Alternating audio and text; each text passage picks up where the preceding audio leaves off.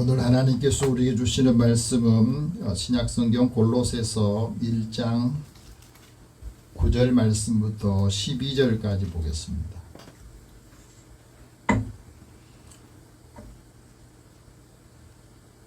하나님께서 사도 바울을 통해서 주신 말씀 우리도 다 함께 읽고 우리에게 주신 말씀으로 받을 수 있기 바랍니다.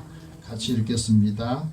이로써 우리도 듣던 날부터 너희를 위하여 기도하기를 그치지 아니하고 구하노니 너희로 하여금 모든 신령한 지혜와 총명의 하나님의 뜻을 아는 것으로 채우게 하시고 주께 합당하게 행하여 범사에 기쁘시게 하고 모든 선한 일에 열매를 맺게 하시며 하나님을 아는 것에 자라게 하시고 그의 영광의 힘을 따라 모든 능력으로 능하게 하시며 기쁨으로 모든 견딤과 오래 참음에 이르게 하시고 우리로 하여금 빛 가운데서 성도의 기업의 부분을 얻기에 합당하게 하신 아버지께 감사하게 하시기를 원하노라. 아멘. 잠깐 기도하겠습니다. 사랑의 하나님, 하나님께서 사랑하는 자들을 부르셔서 하나님의 음성을 듣고 또 힘을 내서 우리에게 맡겨진 일들 잘 감당하게 하여 주옵소서. 하나님의 뜻이 무엇인지 분별하도록 지혜와 통찰력을 주시고 또 총명을 더하여 주시어서 사람과 더불어 살면서도 믿음의 사람들이 그 사람들 그 사회를 이끌어갈 수 있는 리더로서 역할을 감당하게 하여 주옵소서. 오늘도 주의 말씀을 들을 때에 이 말씀을 믿고 우리 삶에 적용해서 하나님의 말씀이 우리를 살리고 살아있는 생명체들에게 은혜를 더하여 주옵소서. 예수님의 이름으로 기도드립니다. 아멘. 옆에 계신 분이 서로 인사 나눕시다. 하나님 당신을 사랑하십니다. 하나님 은혜가 함께하기를 원합니다. 네. 날씨가 많이 더우셨죠? 그래도 우리나라는 더위를 맞았지만 중국이나 일본에 비하면 그 더위는 별것 아니었구나 하는 것들을 아마 느끼실 수 있을 겁니다. 이번 주간에는 또 장마가 다시 시작된다 하니까 여러분들 건강히 유의하시기 바랍니다. 우리가 살아가면서 많은 사람들이 세상에 살면서 성공하기를 원하고 행복하기를 원해요. 근데 누가 다 성공하고 행복한 삶을 원치 않지는 않은데 다 원하지만 성공하고 행복을 동시에 얻는 사람들이 그렇게 많지 않다. 그 김성훈이라는 분이 쓴 글에 보니까 이렇게 표현했더라고요. 행복과 성공을 누리는 사람이 5% 정도 된다. 우리가 이 세상에 살면서 성공을 원하고 성공과 더불어서 행복하기를 원하는데 사실은 세상에는 성공과 행복을 함께 모두 거머쥔 사람은 5% 정도 된대요. 성공만 하는 사람은 10% 정도 되고 또 평범한 삶을 사는 사람이 한 60%, 가난하고 불행한 사람 25%. 나는 몇 퍼센트에 속했는가 한번 여러분 점검해 보시기 바랍니다. 나는 정말로 성공했는가 또 행복한가. 비행기를 타다 보면 퍼스트 클래스에 타는 사람은 아주 소수의 사람인데 비행기를 타보지 않는 분도 있겠지만 비행기 앞좌석에 보면 퍼스트 클래스, 비즈니스석, 그 다음에 이제 이코노미석이 있잖아요. 근데 퍼스트 클래스에 타는 사람들의 특징이 있다는 거예요. 그 사람들은 겉모습을 보면 아주 짐이 가볍다는 겁니다. 짐이 가벼운 가방 하나 하고 거기에다 꼭 책을 한 권 손에 들고 있답니다. 그래서 비행하는 시간에 자기가 꼭 읽어야 될 책들을 읽은 그런 습관을 갖고 있답니다. 두 번째는 메모하는 습관을 가지고 있어서 항상 펜을 가지고 있대요. 그래서 경영자들은 항상 메모하는 습관을 가지고 있더라. 아이디가 떠오르든지 뭐가 필요한 게 있을 때 꼭 메모해 두어서 그것을 자기의 경영하는 데 필요한 것들을 쓰더라 하고 말합니다. 메모하는 습관이 성공의 기본이다. 세 번째는 소통하는 방식이 세련되고 당당해 보이지만 실제 대화를 해보면 아주 소탈하더래요. 그리고 다양한 사람들과 이야기 나눈 것을 아주 익숙하게 잘 하고 다방면의 지식을 갖고 있어서 어떤 주제로 말하든지 사람들과 늘 소통을 잘한답니다. 또 상대방이 편안하게 느끼도록 소통하고 대화하는 능력이 있다는 거예요. 세 번째는 행복한 부자의 삶의 방식은 항상 삶에 활력이 있고 늘 유쾌하게 살면서 만족감을 갖고 그 삶을 넘치는 삶을 산다 하는 겁니다. 이 사람들에게는 시간의 자유로움이 있습니다. 그래서 돈으로 시간을 사요. 근데 많은 사람들은 시간으로 돈을 사잖아요. 그러니까 내가 시간을 한 시급이 얼마인 그 시급을 내가 받기 위해서 시간을 쓰는 사람이 있고 또 시간을 얻기 위해서 돈을 쓰는 사람이 있다는 거예요. 그들은 건강과 신체와 또 정신이 건강하고 또 든든한 가족과 친구들이 있고 그래서 여유 있는 마음을 가지고 산다는 겁니다.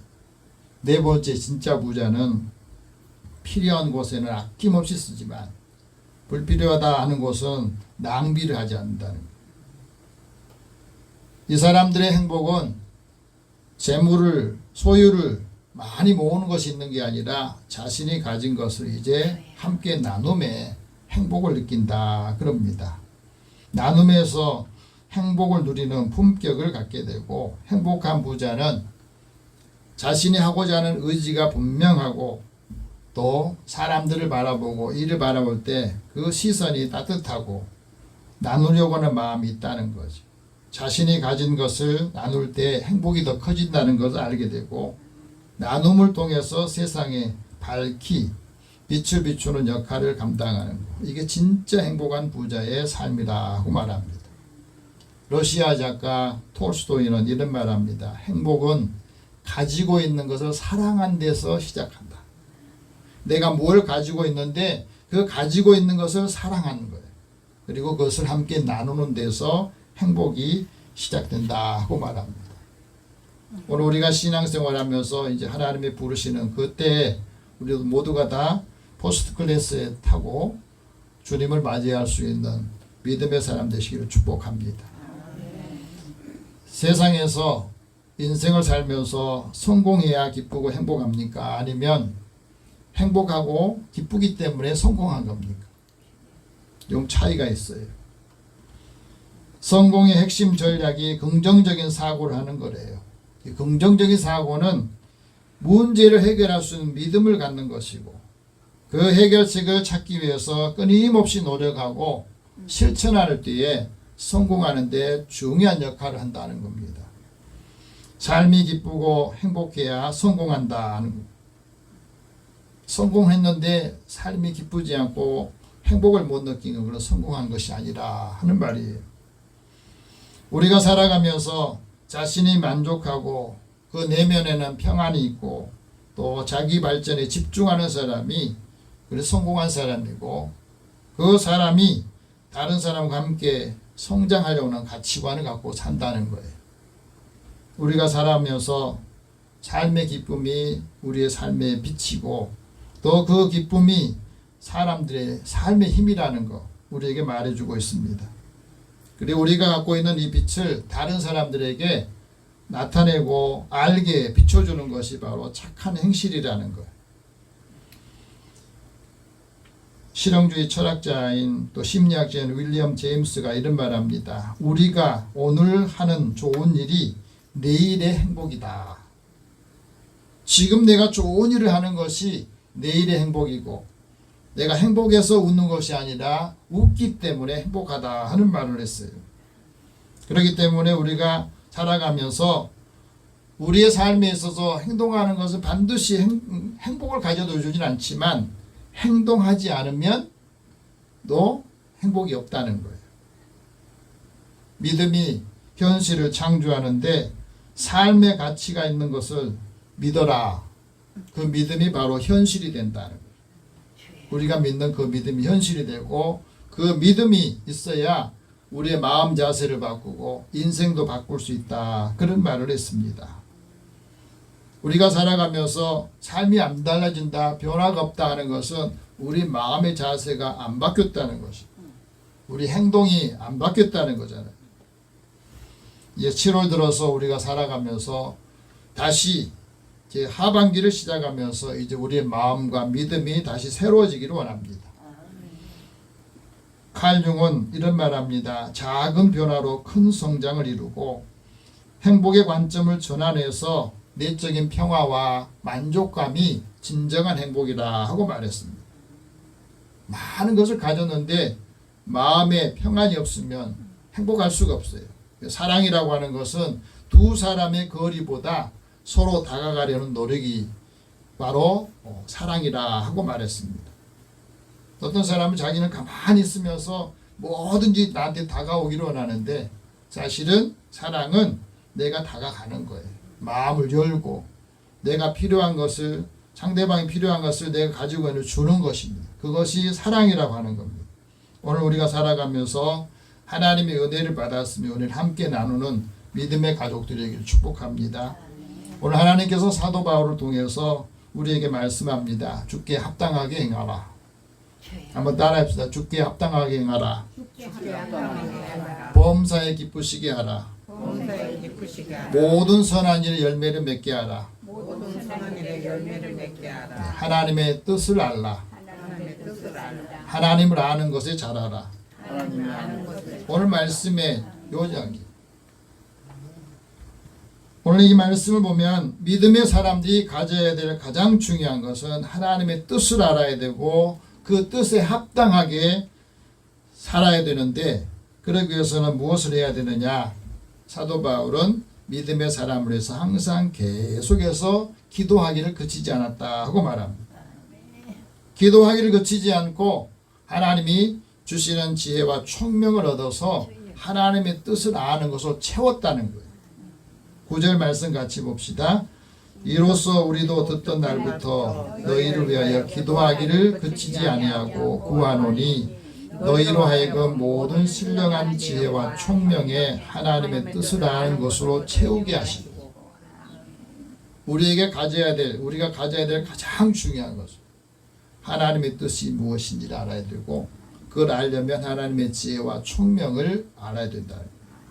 가져야 된다는 말합니다. 그래서 그리스도인들이 기도하면서 그 기도는 우리에게 하나님과 인격적인 만남을 통해서 하나님과 늘 대화를 하는 거거든요. 하나님과 나와의 인격적인 만남을 가지려면 하나님과 늘 대화를 해야 되고, 그 대화하는 가운데에 우리의 마음이 기도하면서 상한 마음이 치유가 되고 회복이 되는 것을 말해요. 그래서 리처드 포스터는 이런 말합니다. 기도는 우리의 삶의 실제적인 필요를 하나님께 아뢰는 믿음의 표현이다. 동시에 하나님의 응답을 신뢰하는 훈련이라는 거예요. 기도라고 하는 거예요. 내가 원하는 것을 하나님께 달라고 하는 것이 아니라 하나님 앞에 내가 기도하면서 나의 필요를 하나님께서 채우기를 원하시고, 또 그 안에서 우리가 위로를 받고 우리의 죄와 상처를 회복하고 치유하는 그 시간이 바로 기도하는 시간이라는 거예요. 그래서 때로는 회개를 하는데 그 회개를 하는 것은 후회하는 것이 아니고 사랑 안에서 우리의 마음을 정화시키는 것이요, 하나님의 품 안에서 새로워지는 경험이 기도라는 거예요. 그래서 우리는 사랑 안에서 하나님이 주시는 그 은혜를 깨닫게 될 때에 하나님과 친밀한 기도를 통해서 하나님과 깊은 대화를 하고 영적으로 쉼을 얻는 그 시간이 기도하는 시간이다. 그 기도는 평생 하는 일이고 평생 언어라는 거예요. 꾸준히 기도할 수 있는 믿음의 사람 되기를 축복합니다. 사도 바울이 골로새 교회를 위해서 왜 기도하기를 그치지 않았느냐? 사무엘은 기도하기를 쉬는 걸 죄로 여겼거든. 하나님 앞에 내가 범죄하지 않고 이 백성들이 하나님의 의로운 길로 선한 길로 가르치도록 끊임없이 지도자가 기도하기를 원했다는 거예요. 오늘 우리도 믿음 안에서 살면서 우리의 자녀들과 가족들을 위해서 끊임없이 기도해야 합니다. 그래서 그들이 하나님의 선하신 길로 의로운 길로 나아갈 수 있도록 가르치고 삶의 본을 보여줘야 됩니다. 기도하기를 쉬지 않아야 하나님의 선하시고 의로운 길로 인도하고 가르칠 수 있다고 하는 거예요. 그리고 하나님 능력을 맛볼 수 있는 거예요. 기도하기를 꾸준히 지속할 때에 마음이 담대해집니다. 또 평안을 유지할 수가 있어요. 그래서 기도를 지속하는 것은 영적인 훈련이라는 거예요. 골로새 교회가 하나님의 믿음으로 살기 위해서 신령한 지혜와 총명의 하나님의 뜻을 알기를 원해서 그걸 채워주기를 원했. 그래서 늘 골로새 교회 성도들을 위해서 사도 바울은 늘 기도를 끊이지 않았다 하고 말합니다. 오늘 우리도 신령한 지혜가 있어야 하나님의 뜻을 알게 되고 이 신령한 지혜가 모든 것을 판단하는데 또 판단을 받지 않아요. 우리가 어떤 일을 할 때 다른 사람이 우리를 판단하는데 신령한 지혜와 총명이 있는 사람은 다른 사람의 판단을 받지 않는다는 것. 그것을 우리에게 말씀해 주고 있습니다. 여러분, 세상 지혜가 아무리 많아도 그 지혜는 하나님께 보실 때는 어리석은 것이. 근데 하나님의 지혜 있는 자들에게는 그 지혜를 통해서 자기가 자기 꾀에 빠지는 것을 방지해 주는 역할을 해요. 그래서 하나님이 자기 지혜로 하나님 알지 못하기 때문에 전도하는 미련한 방법을 통해서 하나님 믿는 사람을 구원하시를 기뻐하셨다 하는 말씀하셨습니다. 그래서 우리가 하나님의 뜻을 알면 모든 지혜로 하나님 앞에 지혜를 구하게 되고 그걸 가르치는 겁니다. 권면해 줄 수 있어요. 때로는 시를 통해서 또 찬양을 통해서 감사하는 마음으로 찬양하면서 사람들의 마음을 열고 이끌어주는 역할을 하는 거예요. 그러니까 무슨 일을 하든지 말을 하든지 일을 하든지 다 예수의 이름으로 감당하더라 하고 말해요. 예수를 힘입어서 하나님께 감사하는 삶을 산다는 것을 가르쳐주고 있어요. 그래서 우리 삶에 있어서 항상 감사하고 가장 행복한 삶을 사는 사람이 하나님의 지혜를 가진 사람입니다. 감사가 행복의 원료이고 감사가 성공을 이끄는 에너지라고 하는 것을 우리에게 말씀해 주고 있어요. 하나님이 우리에게 주시는 신령한 총명을 가질 때에 우리의 삶에 있어서 어느 곳을 가든지 무엇을 하든지 그 지혜를 통해서 하나님의 은혜를 다른 사람에 드러내게 말씀하시고 있습니다. 그래서 하나님의 영이 충만할 때 지혜와 총명과 지식을 주시고 그것을 깨닫게 할 수 있는 힘을 더해 주신다 하고 말씀합니다. 하나님의 지혜와 총명에 왜 하나님의 뜻을 아는 것으로 채워지기를 원했느냐, 세 가지를 말씀하는데 첫 번째는 하나님께 합당하게 행동하기 위해서 그렇습니다. 10절 같이 봅시다. 주께 합당하게 행하여 범사에 기쁘시게 하고 모든 선한 일에 열매를 맺게 하시며 하나님을 아는 것에 자라게 하시고. 우리가 하나님 앞에 합당하게 행동하고 살려면 어떤 것을 통해서 합당하게 살기를 원하시느냐. 주께 합당하게 행하는 그 삶은 하나님 우리를 부르셨는데 그 부르심에 합당하게 생활하는 것. 하나님을 믿는 사람들, 그 믿음을 가진 사람에게는 그 삶에 하나님의 부르심에 합당하게 살아야 됩니다. 또 하나는 한 마음으로 한 뜻으로 복음의 신앙을 위해서 협력하고 또 함께하는 겁니다. 하나님 나라에 합당한 사람으로 살기를 원하고 하나님 우리를 주인의 쓰심에 합당하게 살기를 원해서 우리에게 할 수 있는 일을 말씀하고 있습니다. 경건한 사람이 주를 만날 기회를 얻어서 주님 앞에 기도할 때 그 기도하는 사람은 홍수가 범람해도 그 홍수에 쓸려가지 않는다 하는 말씀을 하시거든. 우리가 살아가면서 경건한 사람은 하나님과 늘 관계 속에서 하나님의 지혜와 예지력을 갖고 있다고 하는 거예요.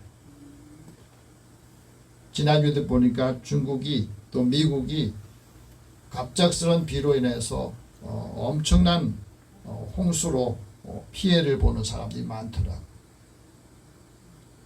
미국도 보니까 아이들 캠프장에 갑작스런 비가 그냥 쏟아지면서 아이들이 목숨을 잃는 경우도 많았어요. 나중에 보니까 먼저 예보하는 것에 그걸 소홀히 해가지고 그랬다고 비판들이 있더라고요. 우리가 살아가면서 경건한 사람은 자신의 영혼을 보존하고 다른 사람의 이 영혼과 그 삶을 생명을 보호해주는 역할을 감당한다 하고 말합니다. 그래서 우리에게 항상 경건하여서 하나님의 뜻대로 행하는 사람, 그 사람들은 하나님이 주시는 말씀을 듣고 대비할 수 있는 지혜를 얻는다 하고 말합니다.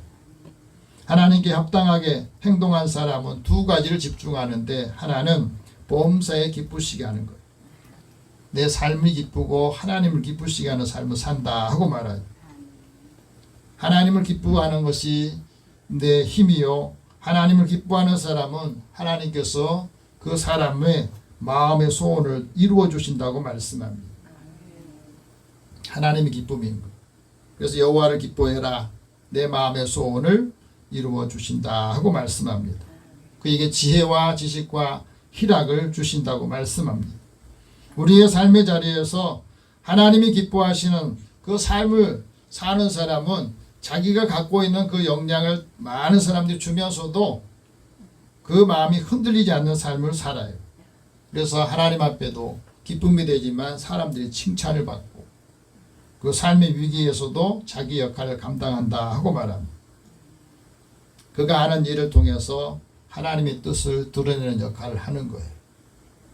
서울대 의대를 졸업했던 김인권 라는 예스 병원장 이분이 서울대 졸업식에 초청을 받았답니다. 축사해달라고. 서울대 대학 선배로서 후배들에게, 졸업하는 후배들에게 이런 말을 했습니다. 너무 좋은 직장을 찾으려고 하지 마세요. 30년 동안 나는 한센병원 환자들 치료한 곳에서 일했습니다.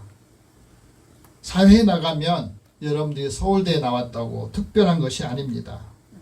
그곳에서 이제 다시 우열이 정해진다는 거예요. 그러니 서울대생이라고 자존심 내세우지 말고 다른 사람 의견도 들어보고 경청하면서 공동의 선을 이루어가는 게 좋겠다. 졸업하는 학생들한테 그 축사를 하면서 그런 말을 했답니다.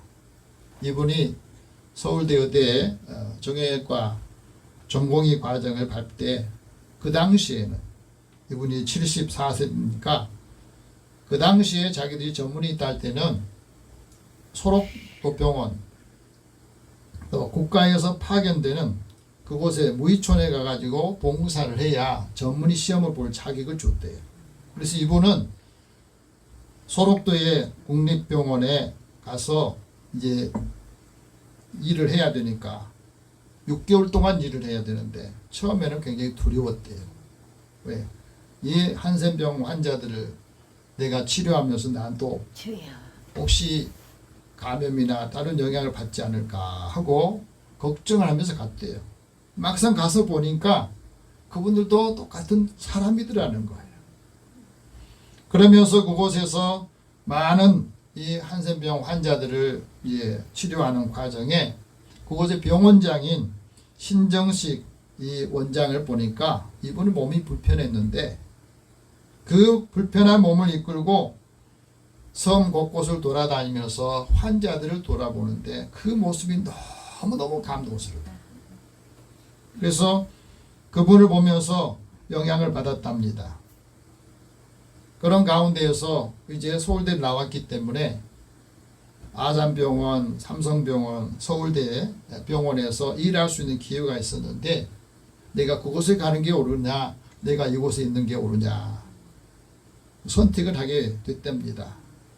생각하는데 그곳에는 서울대병원이나 삼성병원이나 이런 큰 대형 병원에는 나 없어도 일할 사람이 있어.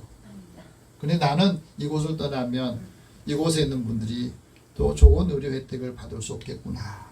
그런 마음이 들더래요.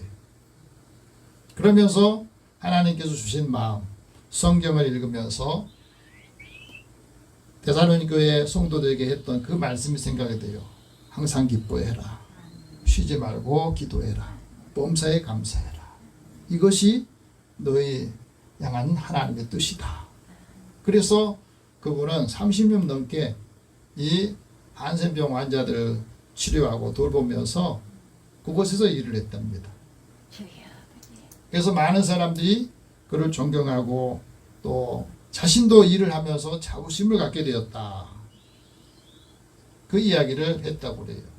그러니까 너무 좋은 직장, 돈 많이 그 직장에 그것 가지고 여러분의 가지고 있는 재능들을 다 사용하지 마라 하는 의견을 냈다고 그래요.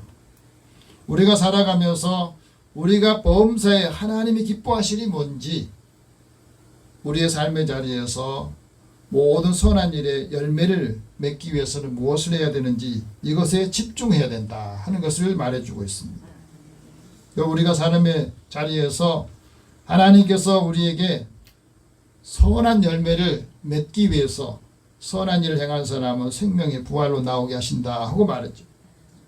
여러분 열매를 많이 맺으려면 그 땅이 좋아야 된다고 그러잖아요. 좋은 땅에 씨앗이 뿌려져야 그 열매를 맺듯이 사람의 심성과 마음에도 마음의 밭이 좋아야 되는 거예요. 하나님 말씀을 들을 때 이 말씀을 듣고 잘 수용을 해요. 받아들이고 삶의 자리에서 우리의 심령에 이 말씀이 살아서 생명을 싹을 틔울 때에 거기에서 30배, 60배, 100배의 열매를 맺게 된다 하고 말씀합니다.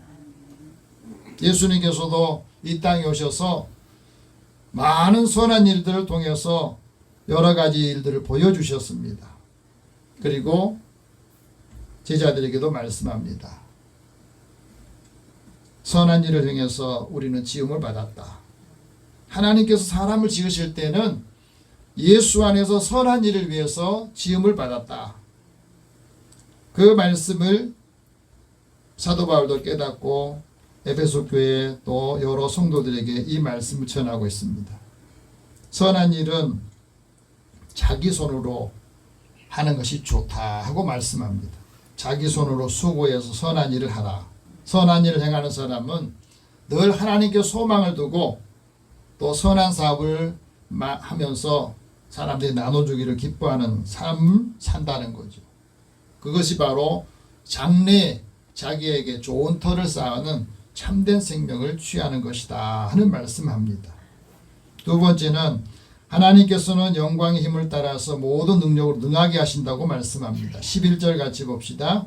그의 영광의 힘을 따라 모든 능력으로 능하게 하시며 기쁨으로 모든 견딤과 오래 참음에 이르게 하시고.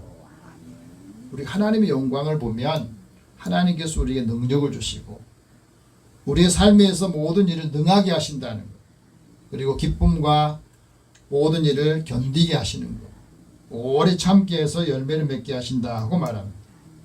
하나님의 영광을 보아야 그 영광이 하나님의 은혜와 진리 가운데 나타나시는데, 하나님의 영광을 보면 고난 가운데 시련 가운데서도 하나님의 주의 영광을 보면 그 고통이나 아픔이 자신의 마음을 누르지 않는다는 것. 스데반 집사가 복음을 전하면서 그 복음 듣기 싫어한 사람들에 의해서 돌에 맞아 죽어가면서도 얼굴이 읽어지지 않고 얼굴이 마치 천사와 같이 빛이 났다는 것은 주의 영광을 보았기 때문이라고 그러잖아요. 하나님의 영광을 보니 그 영광을 통해서 마음의 평안을 얻고 그 고난을 당해도 어려움과 시련을 이길 수 있었다. 오늘 이 시대를 살아가는 우리들이 하나님과 동행하는 믿음을 가지고 살 때에 우리의 고난 속에서도 기뻐하면서 견디고 열매를 맺게 하신다 하고 말씀합니다.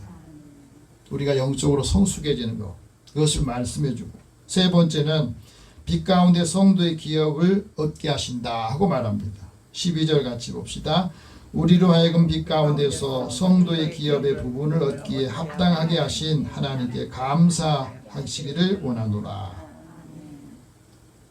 여러분, 빛의 자녀들은 빛 가운데라는 말은 그리스도 안에서 예수님을 통해서 어둠을 벗어났다는 거죠. 그래서 우리가 이 진리와 생명의 빛을 통해서 하나님의 자녀가 되어서 이제는 이 빛을 다른 사람에 주는 역할을 감당하고 우리에게 주신 이 유업을 통해서 빛을 전하는 사람들에게 하나님께서는 많은 대적들이 주변에 있어도 그 사람들을 이기게 한다 하는 말씀을 하셨어요. 그래서 우리가 삶을 살아가는데 아름다운 땅에서 누리고 그것을 후손에게도 줄 수 있는 영광의 기업을 주신다고 말씀합니다. 오늘 우리가 살아가면서 하나님이 주시는 이 영원한 기업을 얻는 사람은 산 소망을 갖게 하고 그 소망을 갖고 있는 사람은 썩지 않고 더럽지 않고 쇠하지 않는 유업을 얻게 하신다 하고 말하죠. 오늘 우리가 살아가면서 하나님의 지혜와 총명을 가지고 그 총명의 하나님의 뜻을 아는 믿음의 사람이 되어서 하나님 앞에 영광을 돌리는 믿음의 가족 되기를 축복합니다. 기도하겠습니다. 살아계신 하나님, 사랑하는 자들에게 주님이 늘 함께해 주시고 우리가 하나님이 주시는 지혜 또 총명을 통해서 세상의 모든 일들을 분별하고 또 사람들을 이끌어갈 수 있는 능력을 더하여 주옵소서. 하나님의 뜻이 하늘에서 이룬 것처럼 이 땅에서 이루어지기 위해서 저희들을 부르셔서 은혜를 주시고 하나님의 자녀로 권세 있게 살게 해주신 것을 감사합니다.